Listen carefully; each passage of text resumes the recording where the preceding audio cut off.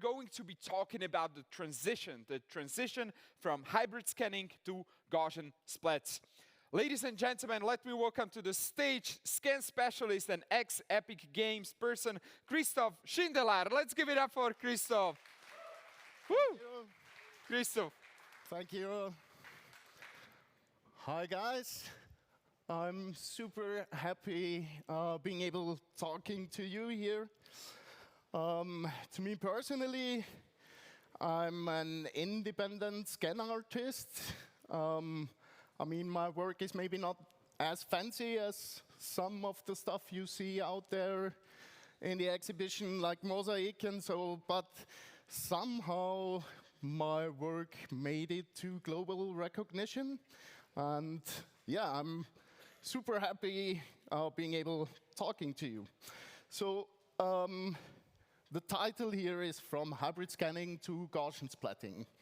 Why? This is kind of reflecting my work over the past years.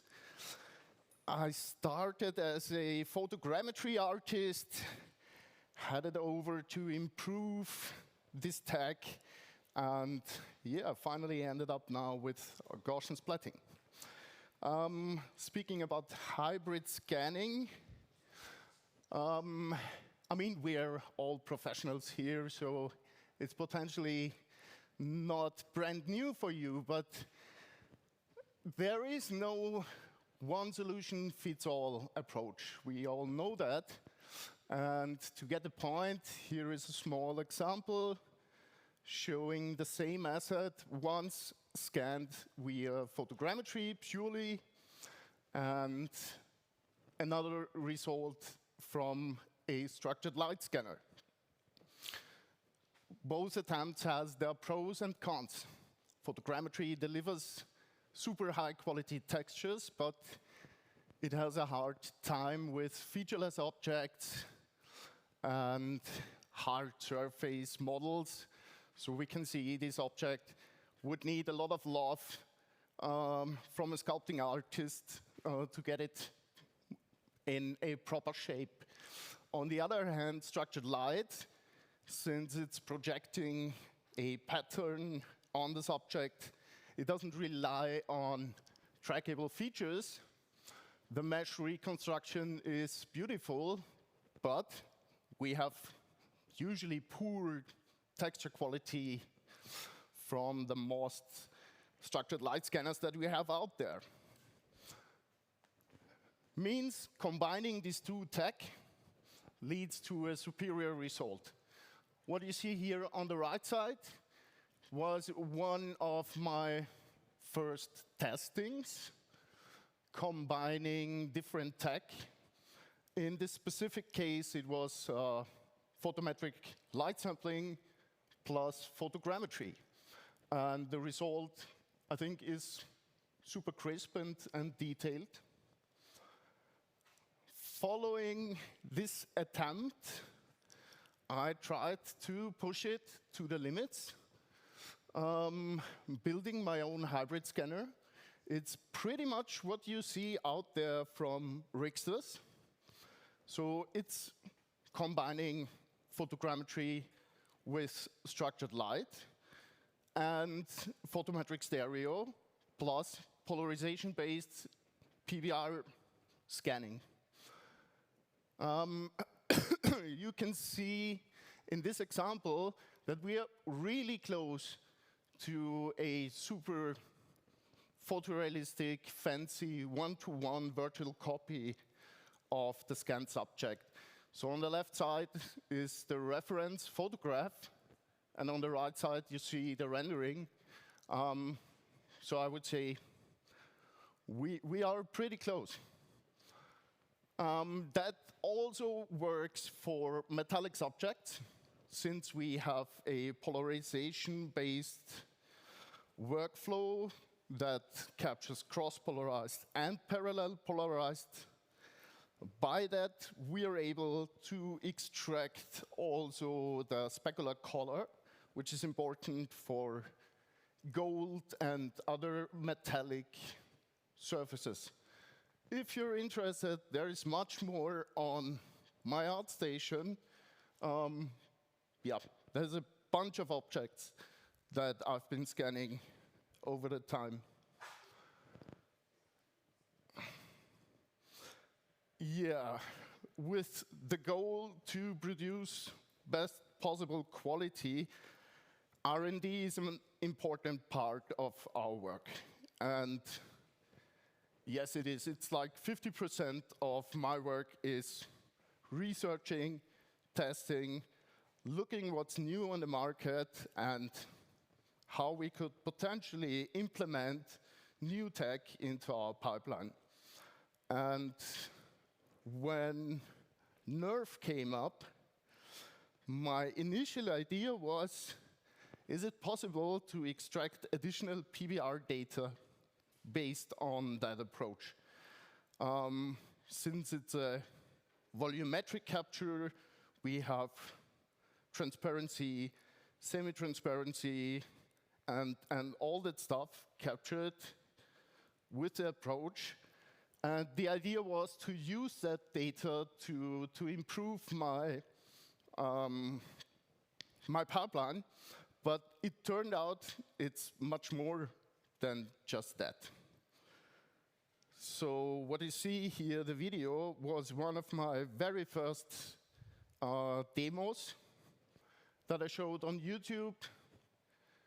My first tests, if you want, with Gaussian Splatting, and it was incredible already. I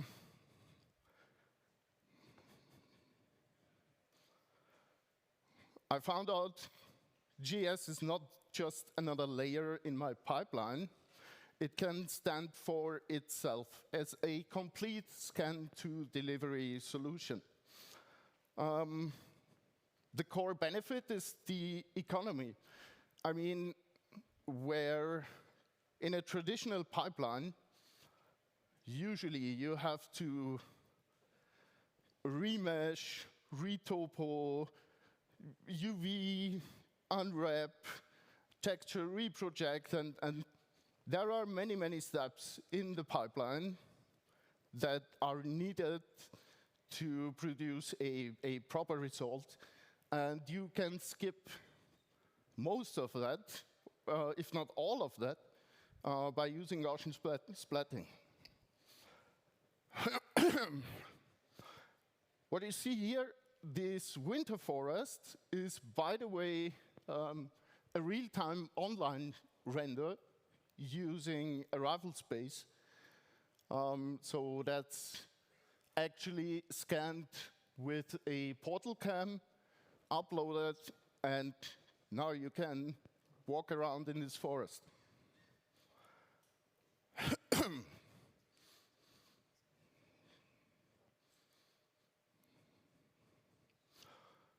So, from my perspective as a professional scanning artist, there is a shift happening. In the past year, I can tell you 80% of my projects have included Gaussian splatting. And that started with film projects and virtual production.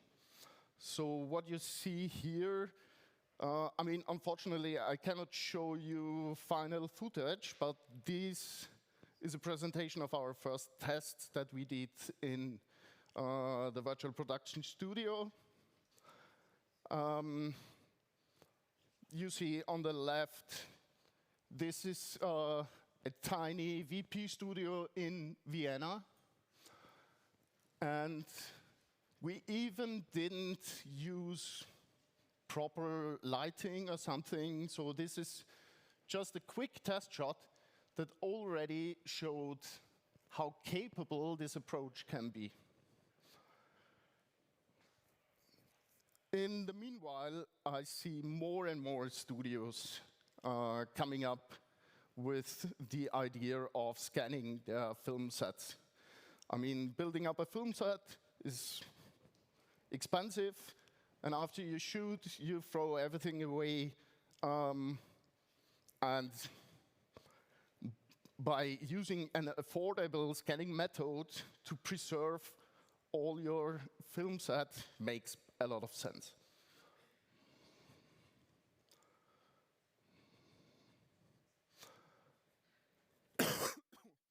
Another topic in the last year was visual inspection and damage documentation. So what you see here is a transformer station that burned down in Austria, and we've been hired to document the damage for visual inspection. So of course, they have to repair this transformer as fast as possible and make it working again. So by documenting the damage, you can later on visually inspect what happened, and this data is used for the insurance case and so on. This is another hybrid approach, if you want. So we used airborne and ground-based LiDAR scanning for measurement and accuracy, and for the visual inspection, Gaussian splatting, of course.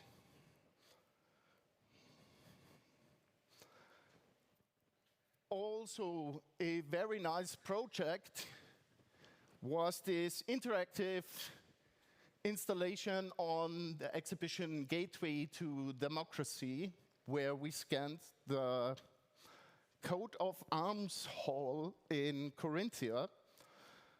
This scan data was then used in a Unity project to provide an interactive experience at the exhibition. So actually, you can visit the place and explore all these different coats of arms in an interactive way. And yeah, it's pretty cool and unique. There are not much projects in this direction. And I also been allowed to show the scanner online, and many people were pretty much stoked about the quality of the data. And yeah, this is one of my most beloved projects over the past year. So we've been able to scan the Käfermarkt Church in Austria. This was a very early Gaussian splatting approach, so there was no X-grid scanner or anything. This was basically scanned with a single DSLR camera. Scanning time was about 4 hours, if I'm not wrong. And quality is crazy. It is still the most liked scan on SuperSplat, and many people are using it as a reference to show quality of Gaussian splatting approaches. I have to thank the team around JC, Grieco, and Florian Butcher. The fun story is we met here last year at the same congress, and I showed them what I achieved in arrival space. And so they decided, okay, let's give it a test. Let's make this POC and look what happens. After that POC was a huge success, we ended up with the full-scale heritage project, which was scanning the Gothic Straße in Deutsch, the Gothic Route, that included 32 sacred buildings, interior and exterior, a large variety of artifacts in addition to the buildings, and also the Käfermarkt altar that was finally scanned with over 14,000 images. We had a crazy amount of data collected, and of course you can render it locally, but turned out when we convert it to a synthetic splat, we can show it online. So that's what we did. The project is not released yet, but I think it's about to be finished. JC is the head of the project. Feel free to talk to him. And I'm excited, looking forward to the release of the whole thing. Speaking about hybrid scanning and X-grids, PortalCam, which is super famous, meanwhile, many people using it. And we also did for scaling the project. What started with a single DSLR camera ended up with the PortalCam because of its efficiency. When we scanned with Sony cameras, later dual camera rig, action cams, 360-degree cameras, whatever, it took hours to capture the church. And you have the problem that light conditions are changing and so on. That was a challenge. With the PortalCam, the scan actually takes about an hour. And so it's super efficient to work with this machine. Thanks so much to X-grids for supporting our project here. Finally, your giveaway from this session, how to make good scans. I mean, I'm also working as a consultant. Many people are reaching out, asking me, how can you achieve that quality? What's the trick? So I'd like to give you some minor tips. First, Gaussian splatting is a view synthesis. It's view dependent. An AI algorithm will look at the reference image and try to arrange the splats so that it matches this reference. If you just capture orthographically, that works fine for photogrammetry, but not for Gaussian splatting because you are missing the different vectors. So if my render camera is angled instead of parallel as we have it in an orthographic workflow, the splats will break. So scanning from different angles, going around, scanning upside down, downside up, left, right, whatever, makes a huge difference in this approach. And this is also true for a PortalCam scan, by the way. Also, the field of view is important. I found out when I'm capturing, for example, with a 40mm lens, and then I render with a 24mm lens on the edges of the rendered image, also the splats will start to break. So I recommend using a very large field of view. And secondly, alignment is king. While photogrammetry forgives some misalignments, that's not the case for Gaussian splatting. Even the smallest misalignments can lead to broken results.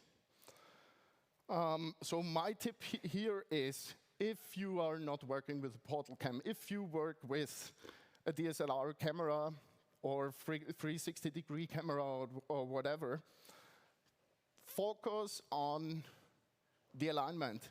Try to reiterate the alignment and make it as good as possible. Here is a tip. If you're using RealityScan, I'm using it, as you can see on my t-shirt. we have this max feature reprojection error. That's a kind of a threshold that tells how much tolerance the alignment can have.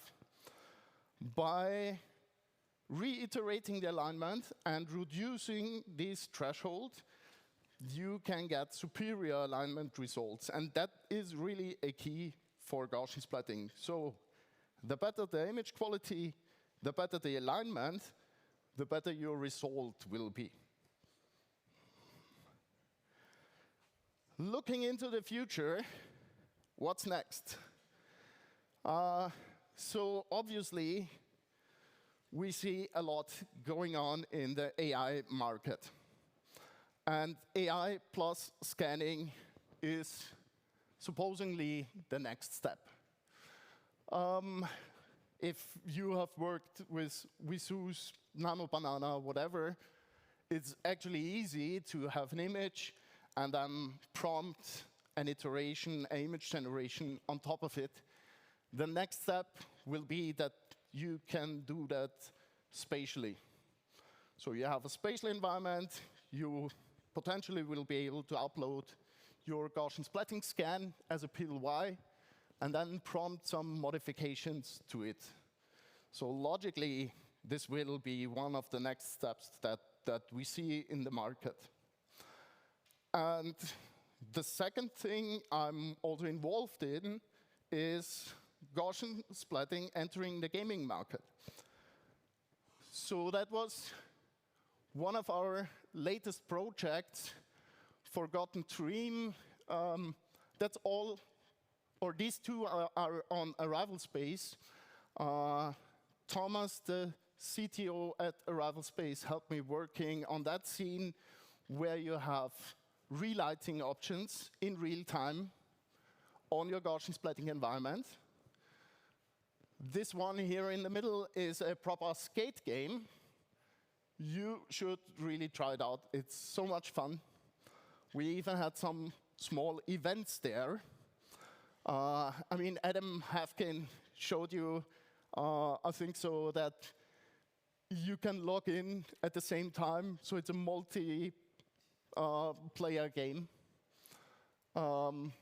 Yeah, and then you are collecting letters and try to make a best time. You can even make a kickflip trick, so it's really cool. And the one here on the right side is pretty new and already made some waves in the gaming industry. Yakov, some Migin, worked on that FPS shooter based on a scanned environment. By the way, that's also a PortalCam scan, a lost place in Austria. And it's super amazing. We even made it to PC Gamers, Hacker News, and Tom's Hardware. So, let's connect. Thank you for your attention. Chris, thank you so much. Thank you. Sure. Thank you. Good stuff. We went a little bit over time, so if they want to ask you any questions, they can still do that. You know, to be respectful towards the others, let's take the Q&A basically sort of off the stage. If that's Of course. Christoph, You're welcome. thank you so much. Let's give him one round of applause.